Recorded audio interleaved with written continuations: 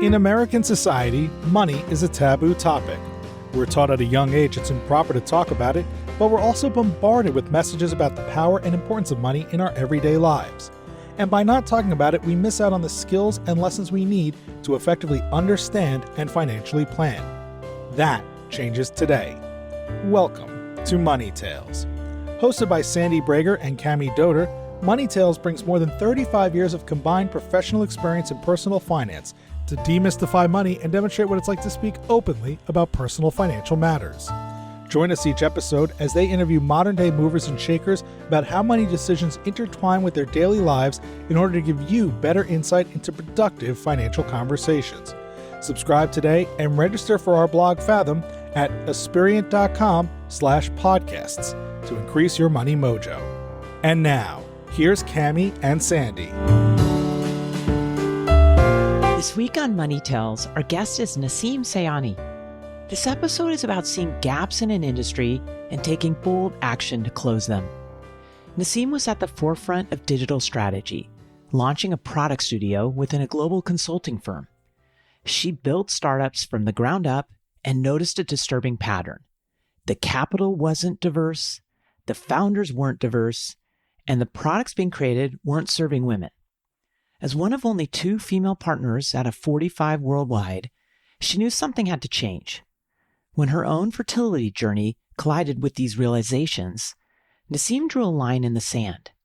Now, she's channeling her expertise into Emmeline Ventures, a seed-stage fund investing in tech and innovation that are helping women live, thrive, and prosper.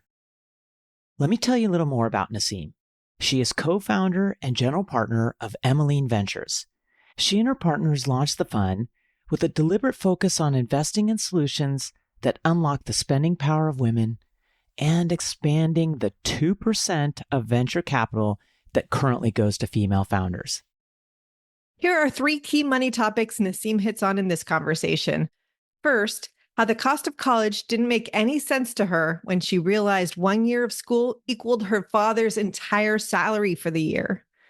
Second, what it was like working in consulting where the compensation system is very transparent and how Naseem advocated for herself as she advanced in her career. And third, how the strength of relationships powers a range of money conversations and decision-making in the venture world. We hope you share this episode with a friend, and please subscribe to Money Tales on your favorite podcast platform. Now on to our conversation with Naseem Sayani. Welcome to the Money Tales podcast. I'm Cami Doder. And I'm Sandy Brager.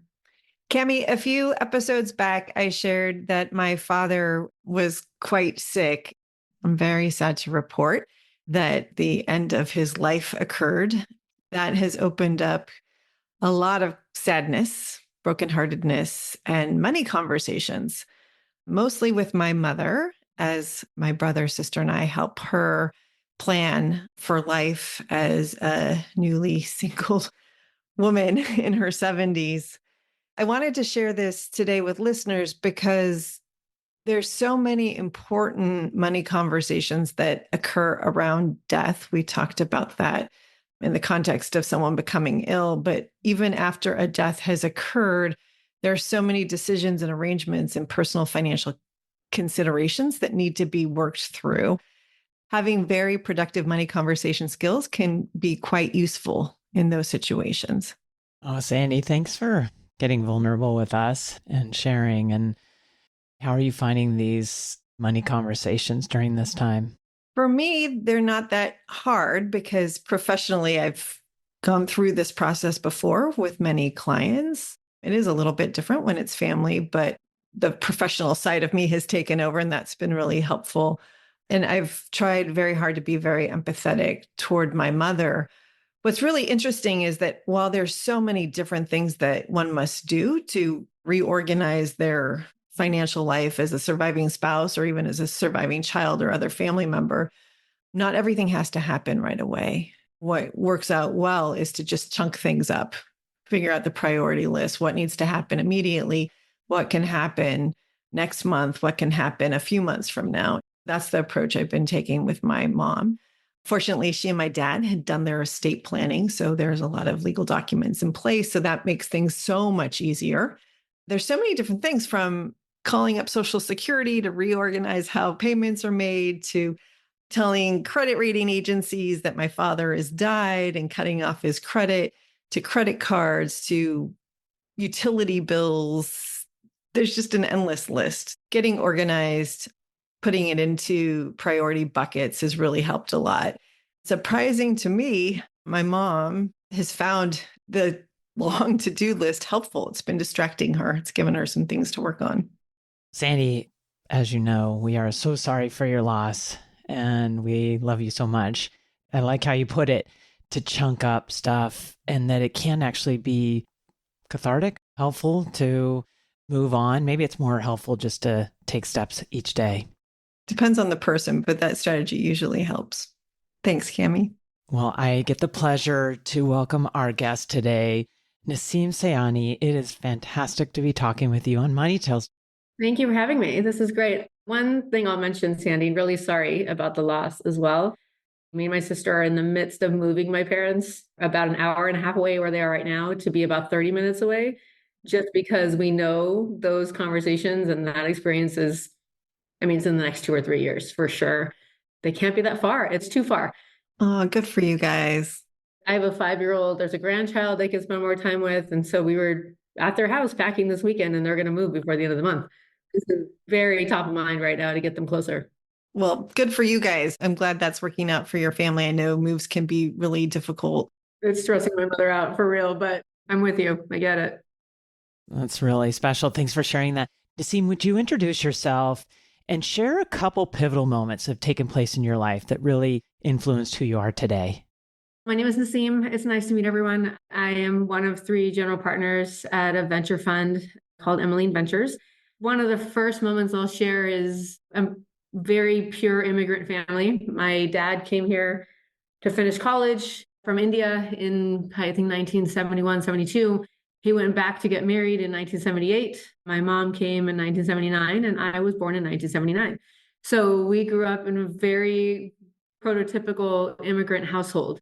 My dad had 2 suitcases and $100 in his pocket when he came here. And everything that we have has been built on his hard work and my mom's hard work. And so money for us, we thought about it a lot. We have to pay the bills and we have to pay the mortgage. We thought about it a lot, and then we also didn't think about it. I know my parents talked a lot about it, but for the kids, we just went to school and we had food and we played games and we could do the sports we wanted to do or whatever after school activities. But it was always there.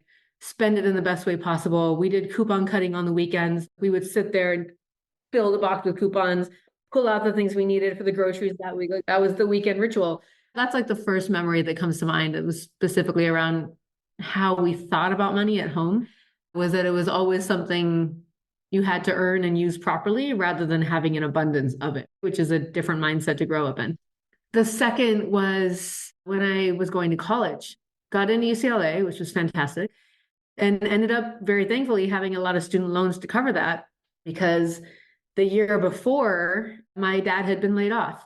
And so now I'm heading into college without full incomes at home. And the cost of college my first year was equivalent to what my dad had been making when he worked full time. These numbers didn't make sense in my head heading into college. How do we pay for college when literally the entire income in my house between my 2 parents is the cost of college? We got really lucky that I got a bunch of student loans. My parents didn't have to be totally out of pocket for it. But there were moments where I was like, this math doesn't math. The third is, as I grew up in my career and I spent time in consulting and venture incubators and all these places where now you start to see money move in large chunks in different ways that are, at least early on, highly unfamiliar. And then now I run a venture capital fund, and I'm in a position to put money behind businesses that can have influence and change the world. And it's one thing to be in a world where you're helping businesses grow and you're in consulting mode and you're problem solving and doing those things. It's been entirely another to be in a position to write checks, especially because of the category of founders that we're focused on. In some cases, you go, well, if that founder doesn't get money, that business is not going to grow. You feel like you're making decisions about what's possible and what's not possible because now you're in a position to be a capital allocator. And coming from where I come from, the world I grew up in, these moments where cost of college didn't make sense, but now I can make decisions that help some companies really grow in ways where they wouldn't have before. And that it's a complete other side of the table experience. It's been a lot of fun. I think it's put a lot of things into context for me that I don't think I would have understood if I hadn't gotten to this place. Tell us, Naseem, as you were growing up and you understand that you've got to earn money, you got to save it, you got to clip coupons. How did that impact you? There's lots of ways you can spend your high school life, and they can either be like doing all your homework or not doing all your homework. In college, same thing. And I did all my homework. I got the work done because the entire outcome I was after was I want a career where I make good money, because what I want to be is in a headspace where I don't have to worry about it the way my parents worried about it. That I think has been the framing the whole time. High school, college, all of it. That was always the end game. I didn't party the way other people partied. I mean, there were moments, of course, because everyone should. I also grew up in a house where they wanted, this is South Asian households. You're going to be a doctor, lawyer, engineer. Those are the three. Those are the three. There's nothing else to go do because nothing else is a stable job that pays good money. And I started out pre-med in college, but what I realized was actually I'm way better at economics than I am at biology. I transitioned to being a business economics major my third year. And that was a shift. I had to get my parents to a place where they understand that I'm not going to be a doctor and they have to reconcile their own feelings around that. I don't know that my parents actually understand what I do now. They understand that I'm happy and it's productive and I enjoy it, but they can't really explain it to their friends. You always think your parents are always going to be able to tell their friends what their kids do, but the world has changed so much that jobs we're in now are not jobs that existed when we were in college. They don't fit in those three boxes either. They don't fit in those buckets. And so I think for me, the impact was in being open to being creative about what could be possible from a career standpoint, rather than staying in the lanes that were put in front of me. I was watching behaviors change. I was using internet in college that required a dial-up still, which is insane. I can't even imagine that anymore. That is how my roommate and I got things done. We had to trade off who was online. And so you're watching these behaviors change and you go, there has to be more possibility. And I think that understanding of possibilities also came out of how I grew up, because we were always problem solving. And that just translated into, well, there's a lot of different ways to have a great career and do the things you want to do. It doesn't have to be these lanes. So Naseem, you had this incentive to do well financially. You find yourself at UCLA after a lot of hard work, it sounds like. You're financing your degree with student loans and you decide you're going to switch gears. How easy was that change? And was there a financial consideration when you were deciding to leave your focus on pre-med and move into economics? There was the consideration that, well, if I'm not a doctor, how will I earn bucos of money? This was also when a lot of the early consulting careers were becoming a little bit more prominent. Those firms were coming to campus to hire. They had roles to hire into. You were going to still be at a great firm. You were still going to be earning a great salary. You were still going to have benefits. Because there was an alternative that was tangible, it wasn't as big a shift in terms of the economics. It was really about what am I good at? And if I'm really good at economics and at math, I should go do these things because I'll have more fun doing it and I'll still make money. If I stay the course, I'll make money, but I may not enjoy myself. And I think that for me was the bigger problem to solve. I was going to make money either way. It sounds like that confidence was inside of you at an early age and worrying about paying off student debt wasn't a thing. I'll figure it out. As long as I enjoy what I'm doing, the rest of it's going to flow. Where do you think that came from? Even in our coupon cutting mindset at home, I think my parents were always really confident that it was going to be fine. We didn't live in like an anxious household. It was still a very confident household. And I think that just carried over. Going into consulting, that's intense. You travel a ton, you have big responsibilities. Tell us what that was like coming out of college and taking that career. It was both completely eye-opening and I didn't know any different. So when you're graduating from college and you're going into consulting, the thing you're seeing is the travel, the glamour. You're going to go to all these places, you're going to get to see the world. And then you don't fully understand how hard you'll be working. And so that comes with jumping in and saying, oh, okay, we have a meeting on Monday. I need to build a spreadsheet tonight. The PowerPoint page is tomorrow because the partner needs to review it on Friday because the meeting's on Monday. I very quickly had to learn the pace of it and decide whether I liked that pace or not. And luckily, I liked the pace. It actually worked really well for me to have to move that fast and learn that quickly. The travel is not glamorous. I had projects in Batesville, Indiana, and places that are lovely, but it's not Paris. You get used to that too. So you just build systems. What you end up doing when you have to work that hard and you know your brain is running on full all the time, you build the systems you need to get through it, because everything else has to be easy because you know how hard work is going to be. Naseem, tell us about your relationship with money as a young professional. Now you're out of school, you're making some money, you have some debt. It doesn't sound like you have a lot of time. Where did money come into play? I built a budget very early on, and I was like, here's what my monthly expenses look like.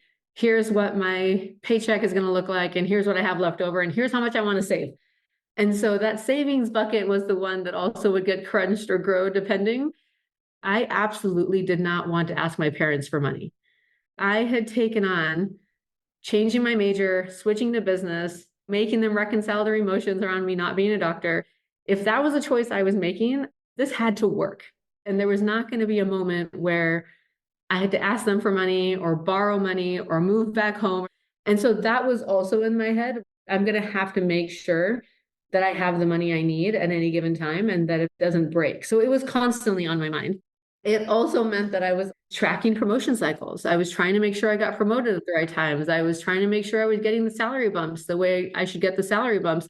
And this was a little bit the benefit of being in consulting, is that most consulting firms, you know how much everybody makes. Oh, it's really transparent. I don't think I realized that. It's 100% transparent. If you're a first-year associate versus a second-year associate, you know what those salaries are, and you know what the bonus structure looks like. You get ranked at the end of the year, a 1, 2, or 3. I could calculate to the penny what things were going to look like next year, and I could do that every single year. As long as I did what I needed to do, I knew what the outcome was going to be. And you can't do that in most careers, but you can do it in consulting because everything's so transparent. I could plan in a way where I knew what the numbers were going to be, and if I just did the things I needed to do, the whole puzzle game was going to work. But it sounds like a formula. Did you actually ask for the raise or the title changes? In most cases, the system works. If you perform at a certain level and you get the kind of performance reviews that you need, you're going to get promoted. The formula works. So you go associate, senior associate, principal, then partner. When you get to principal, this is where I felt the formula starts to get more qualitative versus quantitative. And so now you're getting into bigger money-making opportunities. You're getting closer to bigger bonuses. There's only so many partner spots at the firm. So unless somebody's going to retire and move on, they don't have more partner spots to give. So now you're getting into more qualitative things around promotions where you start to see more women leave the firm because lifestyle doesn't work. They start to have kids. You start to see differences in promotion rates based on style rather than merits. I had been in this role a long time. I'm fairly productive. I can also be perceived as a little bit pushy. I've maybe been called a bulldozer more than once. And those things, like in the context of being a woman, are one thing, but you take that same behavior and you put it in the context of being a man, and he's productive and he's effective. You start to just hear rationale around promotions. We're like, oh, well, we want to make sure you're really ready for partners. So we're going to give it another 6 months. But in those moments, you have to be like, no, wait a minute. Here's the list of what I've done. Tell me again why. I'm already doing the job. I ended up in a position of having to advocate for myself and what I needed as far as promotions as I got more senior, because now you're in much grayer territory. Earlier on, it's all very black and white because they're expecting attrition. Then you get to principal, and now you're having to really advocate and negotiate for yourself at every cycle. Sounds exhausting. What would happen is, like, when you hit performance appraisal season, consulting firms also, you write your own appraisal. So you do your own self-appraisal. You put all the stuff in there that you need in it. It goes to someone who leads your appraisal cycle. They run interviews with all of your teams and your leaders for the last year. And you literally spend time pre-running the outcomes of that appraisal with the people they're going to meet so that they say the things that you want them to say. You're on a PR mission. It's like the 4-year consideration tour that the movies and the TV shows do. It's literally the same kind of thing. You are having pre-meets with everybody to say, here's the things I accomplished. Here's what I did last year. Here's the numbers I delivered. Here's what I want out of this appraisal.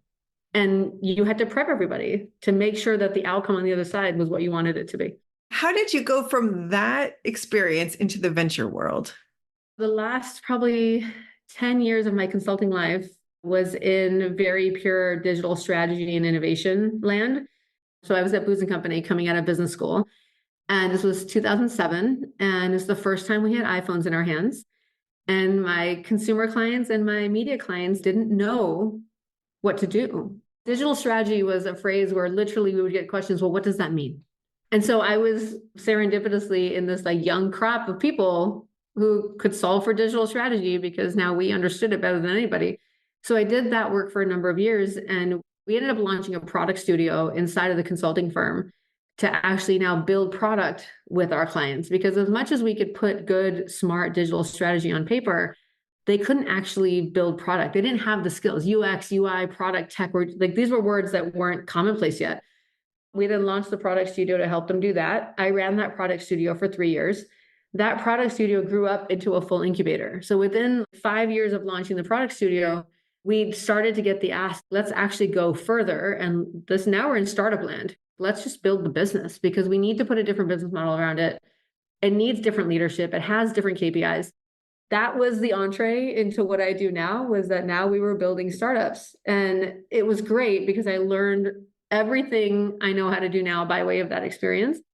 And I also very keenly saw the differences in how capital moves and the differences in who we were hiring and the differences in what we were solving for. And I was one of 2 women who was a partner in that part of the business. There were 45 partners in that business, and there were 2 women. This is globally. And so you start to be like, oh my God, if it's the same voices in the room all the time when we're building product, how much are we missing? And how much are we not actually building into what this business could be? Because there's only 2 women in the room and there's like maybe 3 people of color. And that became the impetus for actually doing what I do now, was that I was in those rooms, learned a lot, built a lot of great startups, but we were making like the same 5 people rich over and over again. Instead of me getting rich or you getting rich, it was the same 5 white guys were getting rich over and over again. Were you raising the flag at that time in that environment? In some cases, yes. In some cases, no. I was bringing up, why aren't we doing more women's health? There are ways to take a lot of this thinking and actually solve for problems that are specifically around women's health. Why aren't we talking about financial inclusion? We can build a lot of things that help people digitize the titles on their houses, but we're not helping more people buy houses coming from different communities. And there was an acknowledgement that that was out there, but there was so much technology value to be had with these initial use cases that there wasn't an appetite to go to the other thing yet, because there's still just so much value to unlock here. We'll come to that next. There just wasn't room for it in the headspace of what folks were building at the time. In parallel, the last couple of years there, I went through my own fertility adventures. So we, for 5 years, tried to get pregnant, went through 2 rounds of IVF, still couldn't get pregnant, ultimately adopted, and went through all of that in my personal life while building really interesting B2B SaaS in my day life.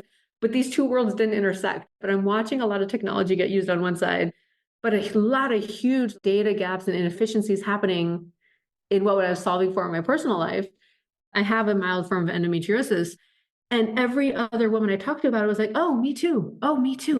How are we not talking about this? And how am I supposed to believe that there's no amount of technology over here that can help support this problem? The line in the sand was, I know how to do a lot of things, and I've got to go take that toolkit and put it somewhere else and help these founders make money and help these businesses make money. And by way of that, help me make money in ways that I haven't made money before. But in the construct of the firm, it wasn't going to happen. There's like muscle memory and things that go on in those spaces. It just wasn't worth the effort to try and break all of that when I can just go build it different over here. I love you're talking about that, not relying on maybe philanthropic dollars. You're actually getting in, making things happen.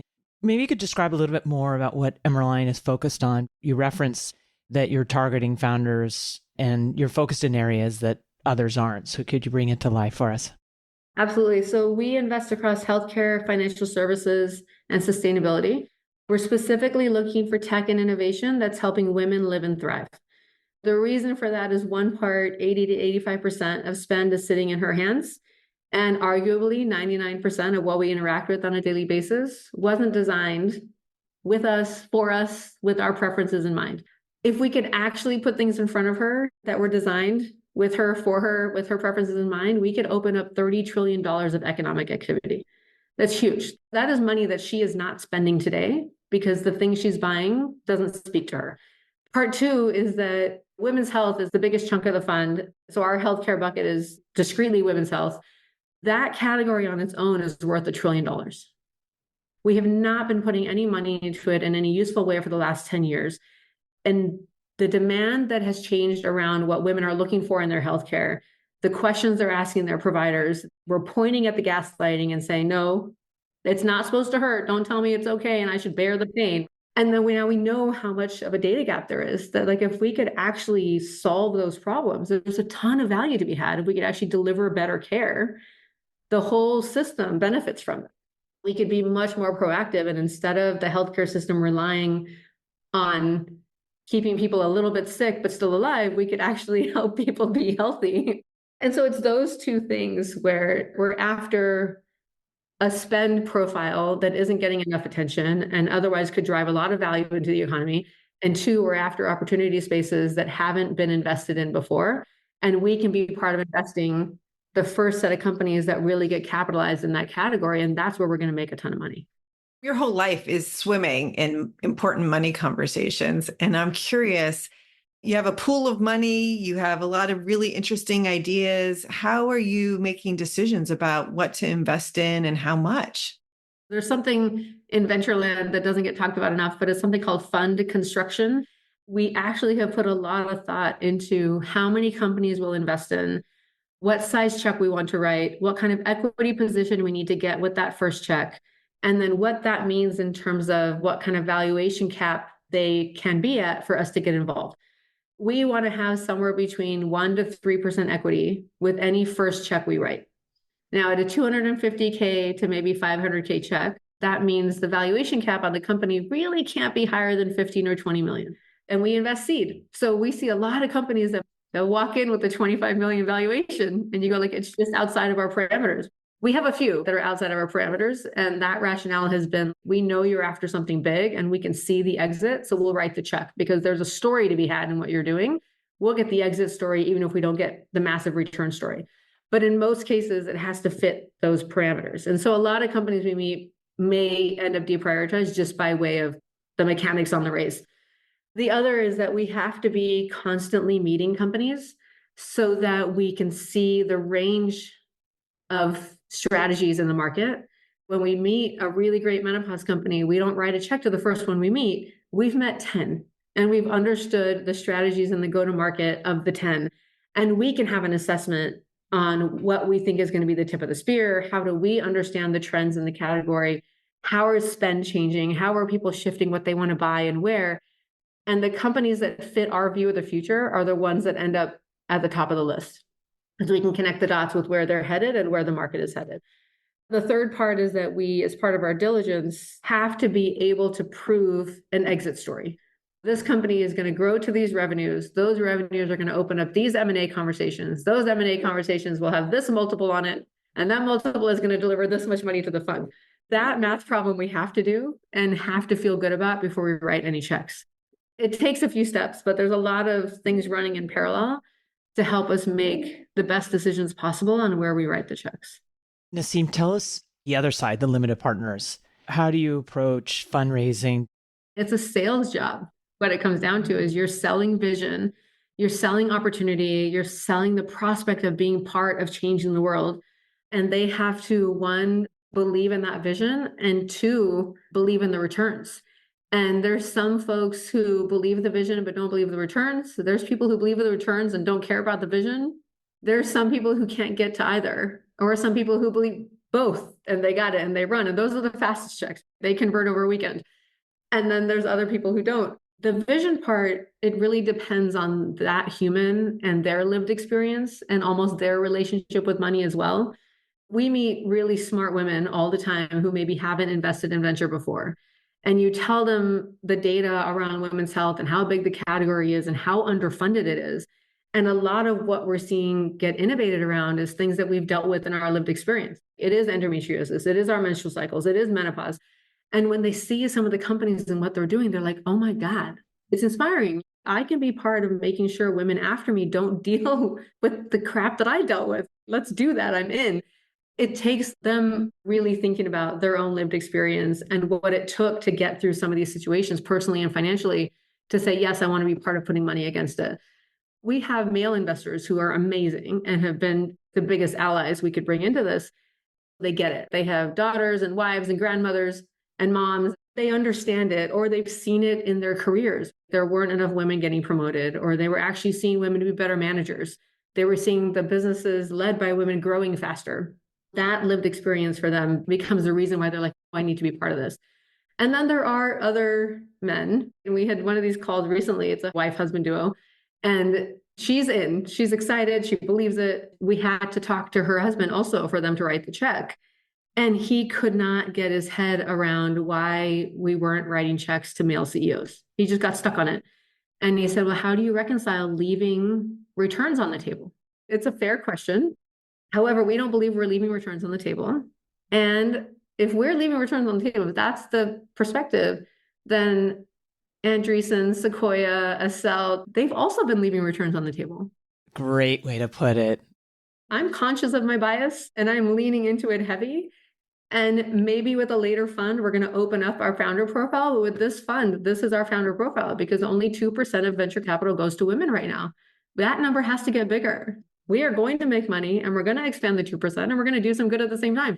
And we said that 10 different ways from here to Saturday, and he couldn't get off it. You hit some easy conversations, you have hard conversations, and you just run after the good ones. Naseem, tell us about how doing this work with Emmeline Ventures has impacted your personal relationship with money and how you think about it. I don't think I have felt like I understood the role of capital as fully until we were running the fund. You're in a world where public markets are around you all the time. You have a savings account, you have a checking account, and these things. And then you get deeper and deeper into these other asset classes. Real wealth generation is happening because people have set up trusts. They have financial advisors. They're making investments into high risk, high return assets. And all of that is going back into whatever their financial structure is. It is not happening with checkings and savings accounts. That's been huge change of perspective on what does it mean to actually be in wealth generation mode. What I'm working on this fall at the top of my to-do list, I need to set up a trust. I need to put all of my angel investments and my GP position into a trust so that it's one, protected from probate in case something happens. And two, I can make sure my son is going to get the best benefits out of all the work I'm doing right now. And if this is about wealth generation, I need to do that right for myself also. Wealth generation is not checking accounts and saving accounts. It's much bigger than that. That's one big takeaway. The other is relationships always matter, but in this world, relationships are kind of how anything gets done. The stories that get told about how male founders raise 10 million over a weekend. And a lot of the female founder ecosystem gets really frustrated about that, which is fair. We're not raising 10 million over a weekend. But the reason they're raising 10 million over a weekend is because they spent 6 months greasing those relationships, going to dinner, having coffee, having drinks, playing golf, whatever it is. They can text on a Friday morning and say, I'm opening up with the raise. Are you in? And they get commitments before Monday. And we coach a lot of female founders on this, is that when they come to the market to fundraise, it's transactional out of the gate. It's not relationship. And they're showing up with a pitch deck and they're raising 2 million and they want a check. And most investors, we just don't write checks that quickly. We want to get to know you. I want to spend time with you. I want to understand what makes you tick. And so we tell everyone, the first time I meet you shouldn't be when you're pitching me. There has to be some other way. We have to have met each other at a conference, or you spent some time getting to know me, or you found me on email, or whatever it is. And that's for our whole team. But the value of relationships has become like that much more acute for me in this role, because underneath it all, it powers how deals move. It powers how you close the round. It powers how you meet. I might write a $250K check, but I can introduce you to 3 others who also write those checks. And based on my vouch, they're going to at least look at the deal. I can't guarantee they'll write a check, but they'll at least look at it. I don't think I fully understood that before getting into this space. Naseem, tell us, what's your next money conversation going to be and who's it going to be with? We are in diligence on 2 companies right now, and we're making decisions on Friday on 2 investments. So the next big money conversation will be with my 2 partners on Friday to decide if we're going to invest in these 2 companies. And then after that, it'll be then the follow-up call with the founders to let them know where we landed. The parallel conversation on money is that there's a couple of other investors that might come into the deal, as I mentioned, because we're also in it. And we have those calls during the week, this week also. So again, it's what size check are you writing? What size check are you writing? What kind of valuation do we think we should be at? What do we think the outcomes on this business are going to be? And do we believe the exit story across us in order to have conviction in the deal? These are important conversations. As you said, you're using money to change and improve the world. Naseem, where's the best place for our listeners to find you? You can absolutely find me on LinkedIn. So message away. You can't connect unless you have my email, and that's a little bit on purpose, but you can message. So please feel free.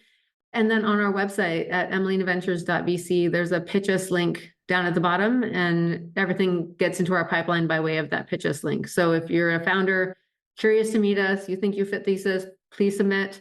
There's also an invest with us link. So if you are an accredited investor or someone who's curious about venture or has already written checks to venture and wants to get involved with another fund, hit that invest with us. It shoots us an email and we can follow up. Excellent. We'll add that to the show notes. Naseem, it's been amazing to speak with you on Money Tales today. Thank you. This was fun. Thanks for listening to the Money Tales podcast. If you've enjoyed this episode, share it with someone you think would benefit from listening, and leave us a review on your favorite podcasting platform.